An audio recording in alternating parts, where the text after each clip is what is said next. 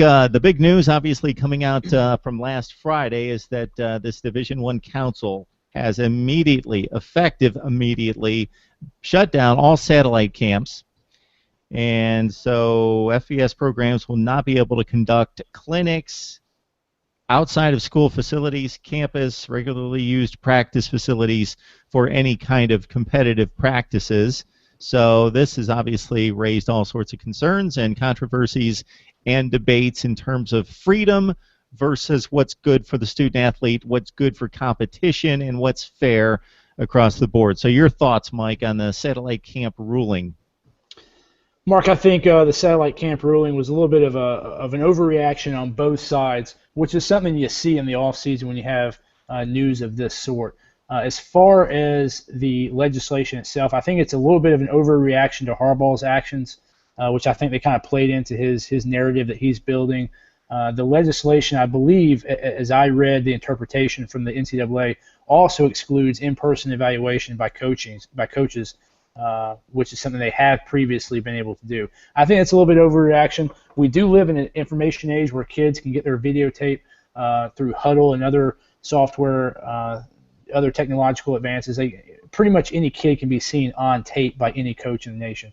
It does hurt the in-person evaluation, which I do believe is very important.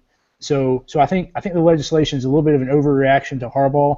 I think people are still figuring out how to handle such a personality on the national scene. At the same time, the reaction to the legislation, I think, is an overreaction as well. A lot of people are calling this that the SEC is protecting their turf, or that the NCAA is cowering to the SEC. I think that's blatantly just false. Look at what I would call the four biggest recruiting grounds. If you look at Florida, probably the biggest recruiting ground. You have two ACC teams. At least two, off the top of my head, two G5 teams, and then just one SEC team. So that's really ACC and SEC territory and some Group of 5 territory as well. Maybe the other biggest recruiting ground is Texas. You got four Big 12 teams right there: Texas, Texas Tech, Baylor, TCU, just off the top of my head. And then you got a sizable G5 contingent: Texas State, UTEP, North Texas, and UTSA. Just off the top of my head, four G5 teams, and you have one SEC team. So that's really Big 12 territory and G5 territory as well, not so much SEC territory. The third probably biggest recruiting area is California. That's all Pac-12 territory, four in-state schools, plus the Pacific Northwest schools recruit down there heavily. Arizona State recruit probably Texas just as much as they recruit California, I think. I'd have to dive into the numbers. And then the fourth area is probably the greater Atlanta area, Georgia. So again, you see that ACC-SEC split with the G5 teams, Georgia Southern and Georgia State. So I think the counter narrative to the NCAA's overreaction is that it's the college football landscape cowering to the SEC, which I think when you dig into it and look at it, it makes sense that the Big 12, the Pac-12, the SEC, and the ACC would be against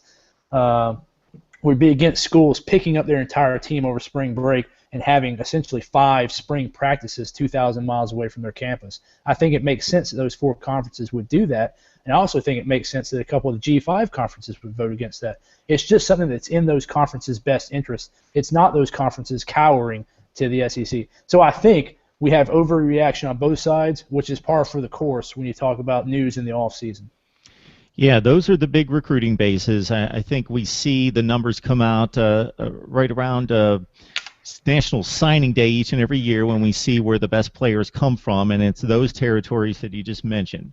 So in addition to that, there's probably a second tier that's based in Ohio and to a lesser degree Pennsylvania. And for that reason, and also the reason of the national brand, Ohio State's really been the only school from up north that has consistently, over the Tressel and Urban Meyer eras, been able to go south, pluck some players, and recruit top 5 classes consistently.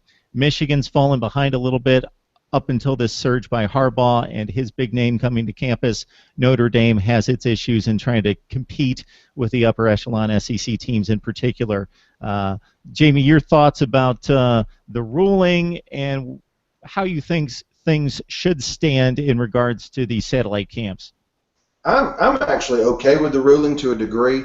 I think I do agree that it is a bit of an overreaction from everyone in the standpoint, and you hear a lot of people saying, "Well, this is going to ruin this for these kids." No, it's not. Most of these kids that go to these satellite camps are not going to be your featured athletes for a school like Michigan. It's just not the case. And so it's more about the Michigan brand being put into places that it typically isn't a feature item.